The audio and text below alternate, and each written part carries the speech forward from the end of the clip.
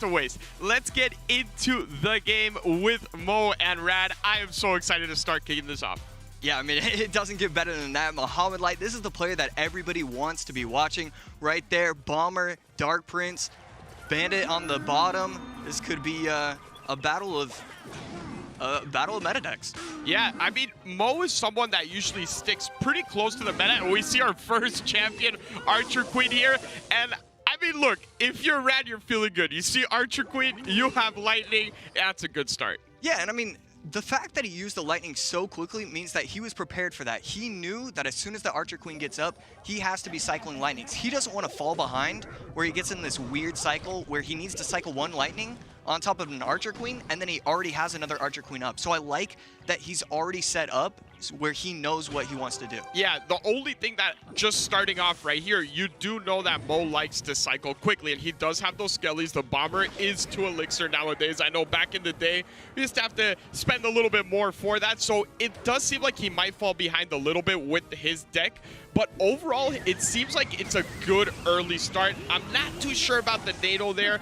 It does get the Archer Queen, but it might have been a little bit of an overspend. Yeah, right here we do have the Ram Rider going to be able to halt the progress of the Electro Giant. Barbell is going to come in as well, and that's going to be a nice cleanup. Electro Giant might get to the tower, does get one zap, but the Ram Rider is going to lock on, and a nice early lead for Rad. This is where you see that World Finals experience, right? You usually don't see Mo with that type of NATO. He's very patient. He waits for the right moment. But at the end of the day, Rad has all the experience when it comes to this. And you spoke about it a little bit. It seemed like he was expecting an Archer Queen very early on. And that's because they had 1 month to prepare for this. So there is that mind game of, hey, do I actually think you're going to play this? Will I play this? Am I going to go completely off meta? And to be fair to Mo, he doesn't really use E-Giant all that much. Yeah, absolutely. I like the deck from Radwimps right here. He has to be very careful about how everything is getting set up right here.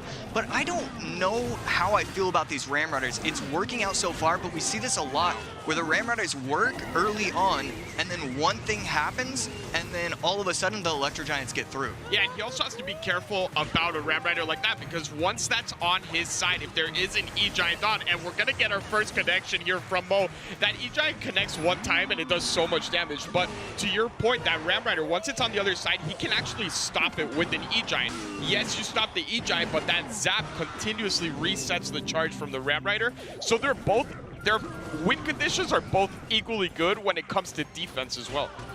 Yeah, and I mean, that's the reason why we're seeing these decks be used, because both players want a type of deck which allow... Oh, and that's going to be that was a beautiful Archer Queen. Yeah, that was such a smart play out of him.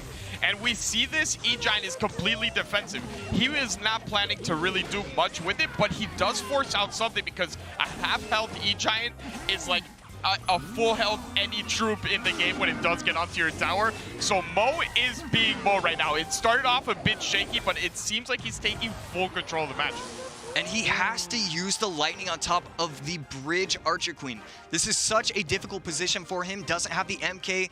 He has to be careful about how he uses the Ghost. I mean, we see it right here. Electro Giant at the bridge. He doesn't have the right answer, because even when he plays the Ram Riders low, the Ram Riders off to the side, he protects with Skellies, he protects with Bar Barrel, and he can just NATO everything together. I don't know if he's going to be able to do anything about this. Yeah, this is going to be game over unless he gets a Lightning block. He tries it, but just not enough troops.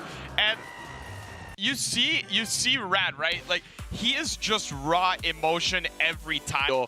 I mean, we don't have to wait any longer. We don't have to predict anymore. It's just straight gameplay. And Rad actually going with a bait sort of deck against Mo. And there we go. We have the Skeleton King. I love this. I've seen it on ladder so many times where people cycle the Skarmy in the back behind the King Tower and then allow the skeletons to die, so that way the Skeleton King gets popped up. And I like this deck. This is exactly what Rad needs to be, you know, pulling out if he wants to stand a chance. You use the Skeleton King, you get kind of cute, and look, most times when we say a player is getting cute, it's a negative. Right here, I think this is a positive. I think if he wants to win, this is how he does it. Yeah, I agree with you.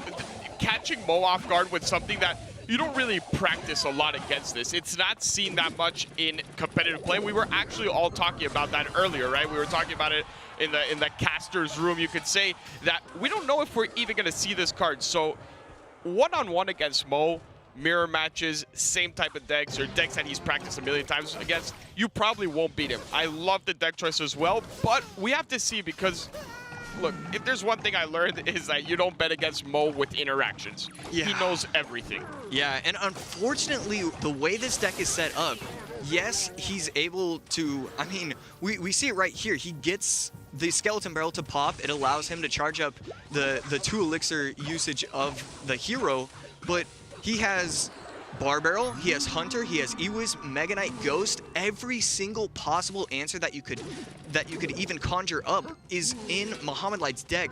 Game number 2, and he has a hard counter, you know, within the first 2 minutes. This has been kind of a story for Mo, right? Mo has been incredible, and I don't want to take absolutely anything away from him, but his duo with Julesy has been perfection all year long. I think his success is mainly due to his skill, but Julesy has been such a huge component. We see the dash there from the Golden Knight. We were talking about it. If you play things in the back and you are going against Golden Knight, it is a risk that it will always splash on tower. I like this Fireball. Get that Dark Goblin out of the way so you do not have to use that Bar Barrel on it. He can Bar Barrel Ewiz whenever he wants on the left-hand side, and we probably will see an Ewiz here, yeah. Yeah, I mean, look, it's an easy defense right here, but I love what Rad is doing. He's trying to force out Elixir. He's trying to force out certain cards. If you want to give yourself a chance in this kind of matchup, that's exactly what you have to do. We saw right there, he tanked the shot. We knew that the Golden Knight was going to be able to dash on the tower. Oh, what a nice dash. Yeah, I mean, look, the dash works, but I like how he's pressuring a lot. This is the only way to give himself a shot. This is great gameplay coming in from Rad. Yeah, I thought that dash was going to be enough for the Ram Rider to actually connect, and this forces out the Ewiz. Now he doesn't have anything for the bats either, so he needs to be very careful here. That hit is actually a big deal. When your deck does this little damage over this much time, you cannot take an Ewiz hit. He is able to get back in cycle without the bats doing any harm. I would have loved to see Rad save those bats, play it behind the card to really force something else out. He had nothing in cycle. He had no Ewiz, and that Hunter is usually going to get tanked for first, so the bats could have done a ton of damage. But now he's going on their lane. I think this is the only way he can win. I just don't see how. Yeah, really it comes down to how is he going to utilize his Dark Goblin right here. It is going to get the dash, and he is going to allow it to dash onto the Dark Goblin. He cannot let that happen. We see in the left lane, down to 1,700, 3 troops on the board. I don't think he can stop this. That's it. That's GG. Fireball comes in case there was a Skarmy happening, but the Mega Knight jumping in. Mo Light is moving on. I love seeing Rad celebrate. That's why I'm sad right now. I am a Mo Light fan. I've been a Mo Light fan for a long time, but we don't get to see a Rad celebration in this World Finals. But congratulations to Mo. That was perfectly played. There's a reason why he has a 74.4%. I mean, we can update it. Now it's 74.7%. Look. Good math. Thank